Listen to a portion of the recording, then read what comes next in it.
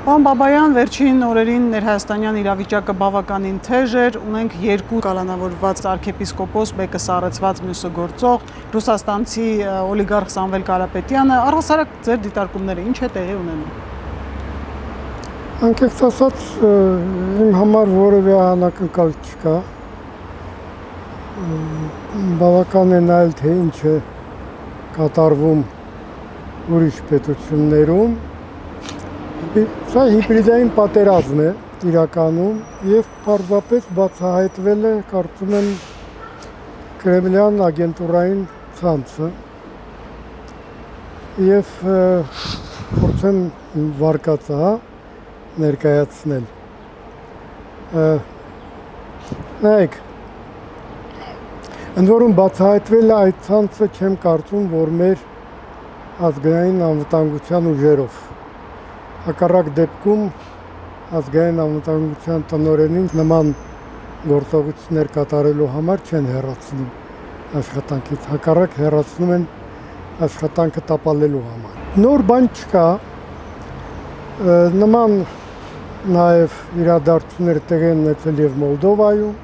և Ռումինիայում, անձամբ ես կարծում եմ, որ պարզապես մեր իրական բարեկամ երկրներից մեկի հետախուզությունը ստացել է համապատասխան տվյալներ և իրենց դեսպանատան միջոցով հայտնել է այդ տվյալների մասին վարչապետին։ Պարզ է, որ վարչապետը չի կարող կոնկրետ ասել, թե ինչ ցանց է դա, ովքեր են կազմակերպիչները։ Եթե մենք նայենք, թե ինչ կատարվեց ժամանակին Վրաստանում, մենք կտեսնենք, որ մոտավորապես սխեման նույնն է, էլի ազգությունով վրացի, ռուս օլիգարխ, էլի մեծ դերակատարում ունեցող վրաց ուղղափառ եկեղեցին, այնպես որ կարծում եմ ամեն ինչ գնում է այնպես ինչ որ պլանավորված է, պարզապես երևի ի տարբերություն Վրաստանի հայկական իշխանությունները ավելի զգոն գտնվեցին և կարողացան ժամանակին կանխել այդ Իվանիշվիլի երկու օպերացիա կարող ենք ասել։ Ես կարծում եմ ինչ որտեղ այո, իհարկե ամեն երկրում կա իր որոշակի առանձնահատկությունները և այս ցանցի բացահայտումը չեմ կարծում, որ նշանակում է, որ այդ պատերազմը դադարելու է։ Պարզապես պետք է զգոն լինել, պետք է հասկանալ, որ իրականում իհարկե խնդիրը ոչ թե կուսակրոնությունն է կամ նման մի բան, որի մասին բոլորը գիտեն, այլ շատ ավելի լուրջ։ Եվ դրանով է կարծում եմ նաև բացատրվում ազգային անվտանգության տնօրենի աշխատանքից հեռացնելը, որտեղ եթե վարկած է, բայց կարծում եմ տրամաբանորեն տեղավորվում է, երբ բերում են ու աչքի առաջ դնում են փաստեր ու ասում են սա ինչ է, կա երկու պատասխան, կամ տեղյակ չեմ, կամ տեղյակ եմ եղել ու միջոցներ չեմ ձեռնարկել։ Երկու պարագայում էլ դա նշանակում է, որ հակահետախուզական աշխատանքները տապալված են եղել։ Սա է, ուրիշ ոչ մի նոր բան չեմ տեսնում, մնացածը շղարշ է, ինչպես միշտ տակը դրվում են ազգային նպատակներ, խնդիրներ, հավատքի, եկեղեցու հանդեպ պատերազմ եւ այլն բաներ, բայց այդ ամեն ինչ իհարկե կարծում ավելի շատ միամիտ հանրության զանգվածի համար է։ Խնդիրը շատ ավելի լուրջ է։ Եվ Աստված տա, որպեսզի մեր ազգային անվտանգությունը իրականում զբաղվի երկրի անվտանգությամբ, որտեղ եկել է ճակատագրական մի պահ։ Մենք կշարունակենք կառուցել անկախ պետություն, թե մենք ուրեմն կդառնանք Ռուսաստանի գուբերնիա։ Այսքան բան։ Իդեպ Ռուսաստանի Դաշնության արտաքին գործերի նախարար Սերգեյ Լավրովն է անդրադարձել այս հարցին, նա նշել է, որ Հայաստանում ստեղծված իրավիճակը երկրի ներքին գործն է, սակայն եկեղեցու վրա հարձակումները մտահոգիչ են։ Սա ձեր նշածի ապացույցն է ձեզ։ Այո, դե պարզ է պետք է ասեմ, որ եկեղեցու դեմ է այս հարձակումները, որտեղ հատուկ կարծեմ նաև ներգրաված են եղել բարձր եկեղեցականներ, եթե ոչ առաջի դեմքը, որտեղ չեմ կարծում, որ որևէ բան հնարավոր է ձեռնարկել եւ առաջի դեմքը տեղակ չլիներ։ Ցանցի ընդհանրապես գաղափարախոսությունը հետեւյալն է, մեխանիկան, անպայման չի, որ բոլոր ագենտները իրար ճանաչեն որպես ագենտներ։ Ժամանակին դեռ Սովետական միությունում, KGB-ում կար 4-րդ բաժին 5-րդ վարչության KGB-ի, որը զբաղվում էր կոնկրետ եկեղեցիներով։ Ամբողջ բաժնի աշխատանքը ուղղված էր այդ ոլորտին, չեմ կարծում, որ շատ բան փոխվել է, գուցե բաժինների անուններն են փոխվել կամ համարներն են փոխվել,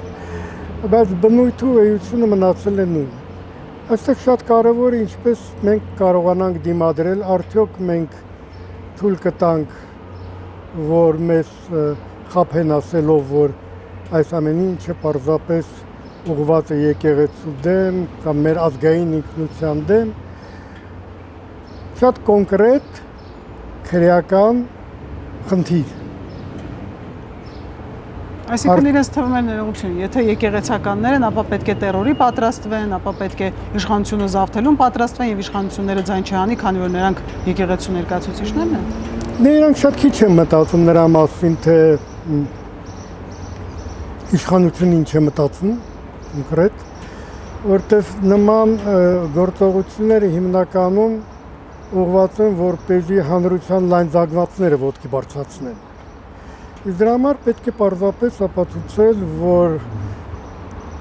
այսօրվա իշխանությունները վարվում են հակազգային, հակապետական, հակակրոնական, հակաեղեցական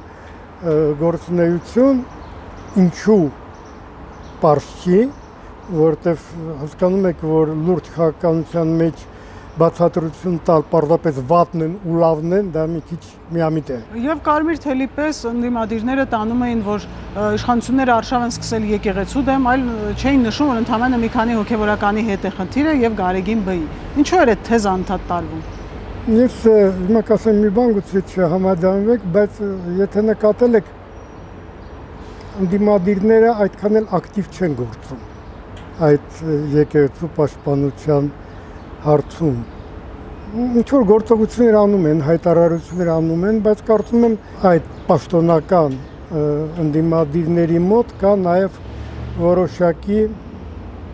նեղացկոտություն Կրեմլի հանդեպ, թե ինչու իրենք չեն ընտրված այդ ագենտուրայի գլխավոր դերակատարների մեջ։ Չեն ընտրված շատ պարզ պատճառով, որտեղ մի քանի փորձ է արվել, չի արդարացրել, եւ հիմա փորձում են նոր ձևերով անցնել, վաղ այսօր կարող է մի ուրիշ բան փորձեն անել։ Զգոն է պետք լինել, մենք ապրում ենք շատ դաժան ժամանակներում եւ էլ եմ կրկնում, այն ինչ որ կատարվում է մեր երկրում, դա այսպես ասած էքսկլյուզիվ տարբերակ չի, որը վերաբերում է միայն մեր երկրին։ Եղել են նախագահի թեկնածուներ, նույն Ռումինիայում, որը բացահայտվել է որպես ռուսական ագենտ, նույն Մոլդովայում մեծ զանգվածներ, շատ մեծ ցանց, նույնը կամ մեր մոտ շատ դժվար է պատկերացնել, որ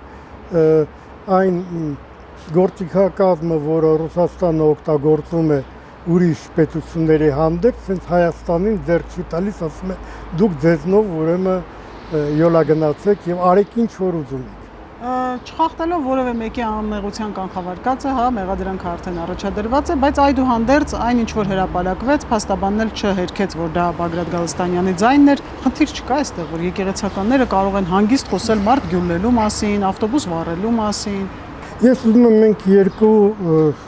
հասկացողություն իրարից տարանջատենք, հա։ Անմեղության կանխավարկածը վերաբերում է կոնկրետ անձերին։ Եվ քանի որ մենք ապրում ենք իրավական պետության մեջ, իսկապես միջև չկա դատարանի որոշում, ուրեմն անձը համարվում է անմեղ։ Բայց տեղի են ունեցել գործողություններ, կամ գործողություններ նախապատրաստելու մի ընթացք եւ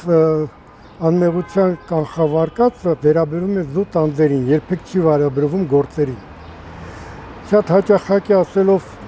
անմեղության կանխավարկած փորձում են այդ անմեղության կանխավարկածը տեղափոխել գործողությունների վրա։ Իրականում պետք է փաստել նման գործողություններ կամ գործողությունների նախապատրաստական աշխատանքներ տեղի են ունեցել։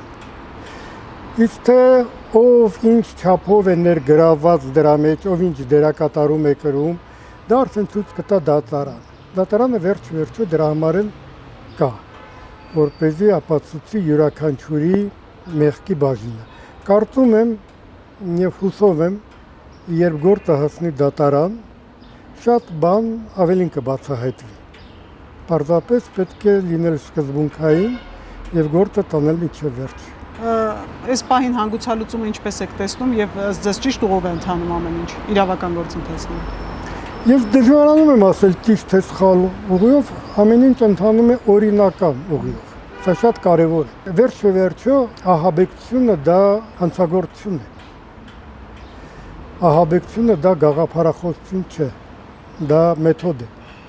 իրականացնել որևէ գաղափարախոսություն։ Որևէ ահաբեկիչ իր մասին չի ասում ես ահաբեկիչ եմ։ Յուրաքանչյուր ահաբեկության տակ դրվում են ազգային, կրոնական եւ այլն տարբեր հենակներ, եթե կարելի այսպես ասել։ Ճիշտ ճանապարհը քրեական գործը տանել միջև վերջ, բացահայտել ովքեր էին հիմնական մեղավորները եւ պատժել։ Եվ այստեղ կա մի շատ կարևոր հանգամանք, եթե թույլ տաք ես դրա մասին ասեմ։ Ահաբեկությունը անկախ նպատակներից դատապարտելի է եւ հանցանքի։ Ես չեմ ասի, որ զարմանում եմ, բայց բոլոր դեպքերում ուզում արձանագրեմ հետեւյալ փաստ։ Նրանք, ովքեր դատապարտում էին ՊՊՑ-ի գրավումը 16 թվականին, հիմա արդարացնում են այս ահաբեկչական նախապատրաստական աշխատանքները։ Նաև տեղի ունենում եւ հակառակ process։ Ուրեմն եկեք որոշենք, կամ մենք մերժում ենք ահաբեկչությունը որպես մեթոդ, միանշանակ, եւ փորձում ենք կոչել իրերը եւ երևույթները իրենց անունով։ Ահաբեկչությունը դա ահաբեկչություն է, ոչ թե ապստամբություն, ոչ թե արդարացման հաստատում, սպանությունը դա սպանություն է։ Նույնիսկ ավելի գուցե իջնեմ, գողություն է, բոյկոտ չի, եթե տեղափոխվենք տրանսպորտի ոլորտ։ Եվ այս ամենի մեջ մի հետաքրքրաշարժ բան տեղի ունեցավ, աշխարհում իրադարձությունները մերձավոր արևելքում, մեր տարածաշրջանում լարվածություն էր, մեր երկրում նույնպես լարված էր ներքաղաքական իրավիճակը եւ գտնվեցին մարդիկ, որոնք օգտվեցին առիթից եւ փորձում էին հայ-ֆրանսիական հարաբերությունների մեջ սեպ խրել,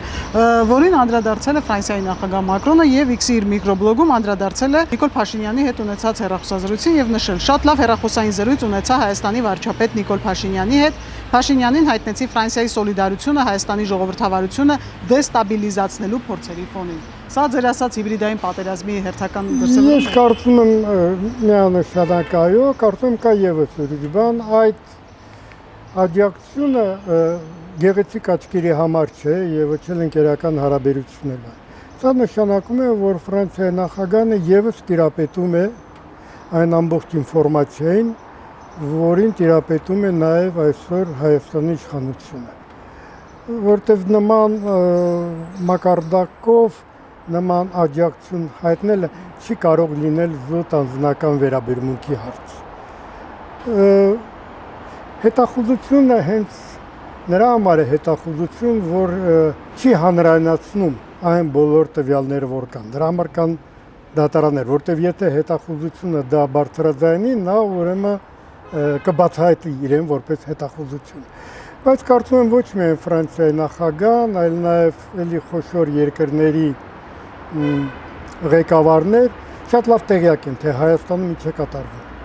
Իրականում ինչ է կատարվում։ Այն ինչ որ տեղի է ունենում հիմա Հայաստանում, արդյոք սա նախընտրական այս փուլին մոտենալու հետ է կապված։ Դե միանշանակ, իհարկե։ Մի տարի հետո լինելու են ընտրություններ եւ այդ ընտրությունները իրականում խաղալու են շատ կարևոր դերակատարում իր բոլոր թերություններով, իր բոլոր կիսատ քայլերով, բայց Հայաստանը փորձում է հաստատել ինքնիշխանություն։ Ում է դա ձեռ տալիս, ում ձեռ չի տալիս, դա էլ է միանշանակ պարզ։ Էլ եմ ասում, կկարողանանք մենք դիմադրել այդ ամեն ինչին, սա էլ է մեր ձեռքերում։ Եվ կխնդրեմ հայտնեք ձեր գնահատականը, քանի որ դուք բաց հանրային մարդ եք, ոտքով եք զբոսնում, լայն հանրության հետ ավելի սերտ շփումներ ունեք, մարդկանց վերաբերմունքը ինչպիսին է այս ամենին։ Երեք կարծում եմ մարդկանց առաջին արձագանքը լինում է միշտ շատ էմոցիոնալ, բայց երբ սկսում են մի քիչ մտածել, վերլուծել, արդեն գալիս են շատ ավելի կարևոր եզրակացությունների։ Ես միշտ ասել եմ, որ ես ամբողջ հույս միշտ դրել եմ հանրության վրա եւ ուզում եմ կրկնեմ եւս մի բան։